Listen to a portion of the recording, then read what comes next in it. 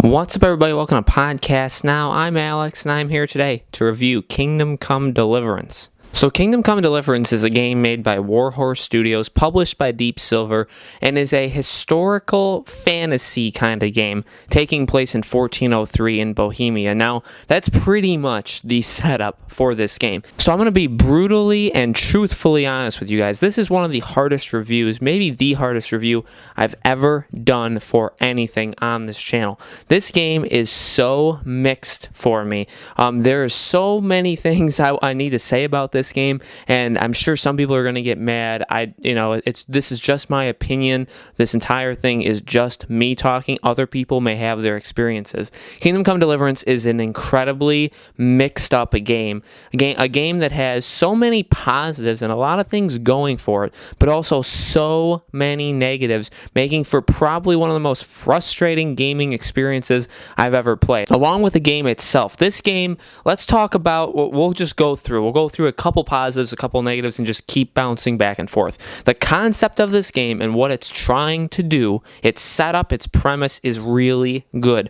I can respect and admire its goal to tell an accurate depiction of a historic time period. I actually really like that. At times, this game can be beautiful. This game can look really, really good. It's obviously very, very heavy on story and heavy on narrative and heavy on cutscenes. Sometimes they spend way too much time on all of those. In fact, every single time they spend too much time on them. There'll be a cutscene and it'll be interesting, and then it'll keep going. There'll be a conversation and I'll want to listen to it. I'll listen to it for around 20 seconds, and then it'll go for 5, 6, 7 minutes, and they will not shut up. And I'll forget why I'm talking to them. I will not care by the end of the conversation. I won't even know what we're talking about. That's the kind of game Kingdom Come Deliverance is. For every positive, it has a negative of equal or greater magnitude to it. Well, like I said, the game sometimes looks beautiful. I think the faces on the people look extremely good when it's close up. However, spotty voice acting. The voice acting is incredibly all over the place in this game. Sometimes it's really good. Sometimes it's terrible.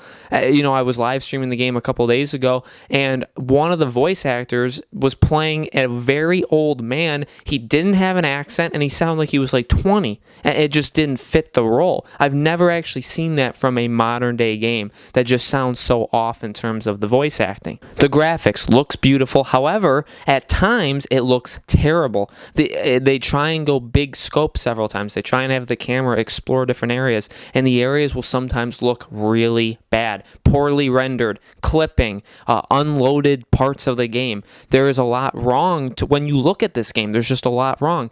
The combat is something that originally really spoke to me, and I am not willing to write it off just yet. I think there's something there with the sword play. I can feel it when I play it. I know watching it, I even watched some videos of people playing higher level-ish sword fights, and it looks bad. It doesn't even look fun. But playing it yourself and understanding the weight and striking and which side you're going to strike at and the kind of strategic elements, the fighting with the sword is actually pretty cool and pretty real. And that's the whole point of this game, is to be a real depiction, a grounded story, and it does a fairly good job at that. You need to eat, you need to sleep in order to stay alive. Basically, you'll end up dying if you don't, and things like that matter. If you rob something and people see you, you're gonna go to jail. The game has a lot of grounded features to it. But back to fighting, sword fighting's good. The physical hand-to-hand combat is some of the worst I've ever seen in the game. It's bad, it's annoying, it's like flimsy, it doesn't work half the time. I don't know if I'm doing it right, I don't know if I'm doing it wrong. I feel like the AI always has a higher advantage than I do, and overall it's just not fun, not enjoyable to do. The saving really upsets me in this game. Multiple times I have died, and it'll set me back one time, and even set me back, half an hour? Because the save points in this game are either sleeping or it's drinking alcohol that you must purchase. You need to actually have the actual thing of alcohol in order to save in this game. So if you're broke and you don't buy your saves, you don't get saves, and you could be put back 10 minutes. You can be put back 5 minutes, in which case it wouldn't matter. I got put back roughly 30 minutes, which greatly upset me, and I think as anybody would do, you're not going to want to play it again after that happens, at least not that night. This game leaves me just frustrated every turn. The controls sometimes just give up on you. They sometimes just don't work. It wouldn't let me climb a ladder, and those are game glitches. Those are just glitches in the game. Wouldn't let me climb a ladder. The camera sometimes will just point to people that aren't even talking, or it'll point to a wall as somebody talks. I'll be riding a horse and it'll start galloping, which is what I want it to do, and then it'll just stop galloping and start going at a normal, a normal walking speed, and it won't gallop no matter how many times you press circle, or if you hold circle, or whatever combination of those you do, whatever the galloping button is, it just sometimes won't. The game gives up on you, and so I feel like sometimes I want to give up on the game. This game is super frustrating. I want to give it chances. I feel like it has potential. I know that it has potential. People are enjoying it for the most part. I have seen reviews. I've seen reviews that have said like the game looks nice, but it's boring. It doesn't look nice most of the time, and it is pretty boring, actually. The world is somewhat big, but there's not too much to do. Everything in the world is kind of hidden behind lockpicking, or, you have to access it through a quest or whatever. And by the way, lockpicking in this game is the worst lockpicking I've ever experienced in any game of all time. It is the most frustrating thing I think I've ever experienced in the game, because it just basically doesn't work, and it's probably the hardest lock picking that I've ever seen in the game. Look, I don't want to sound like I'm putting down the game, and I don't even want to say to not buy it. I was going into this game expecting something in my mind that I wanted, and I have not gotten that. I've gotten something else, and I'll tell you that the first night I played it, I truly didn't like it, at all. But then I played it again, and I liked it a little bit more, but it still frustrated me beyond belief. Just because there's just so much wrong with it, whether it be glitches or whether it be not giving you anything really to do in the game or anything exciting or something to captivate you. Sometimes there's cutscenes that captivate you and want you to keep and make you keep going. That happened. That has happened. And that makes me believe that it will continue to happen in this game. I feel like there's a point in this game where you just get used to it, or you just accept it, and it becomes better, and you just go from there. I have not reached that point, and that goes to a whole different gaming philosophy of that kind of game where, is a game good if it makes you go through so many frustrating hours to get to that point, and then it becomes good? Is that a good game? I've never thought so. I've never really agreed with that. The game needs to get you right off the bat, and this game doesn't.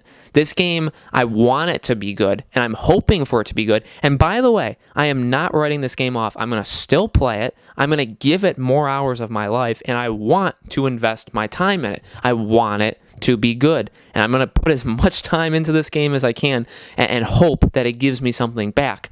Do I recommend other people do that?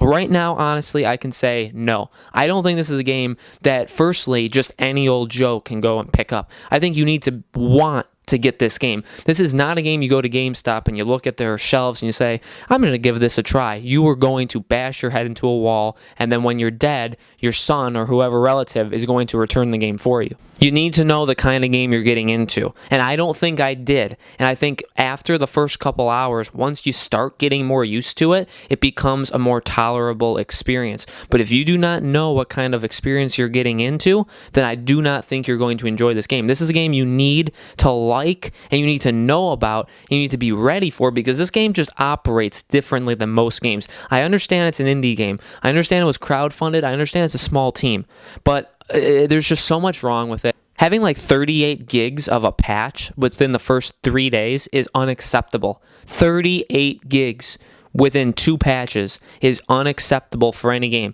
It went from, on my PlayStation, went from a 23 gigabyte size. Now it's over 50 gigs. That is unacceptable. It came out broken. It came out unfinished.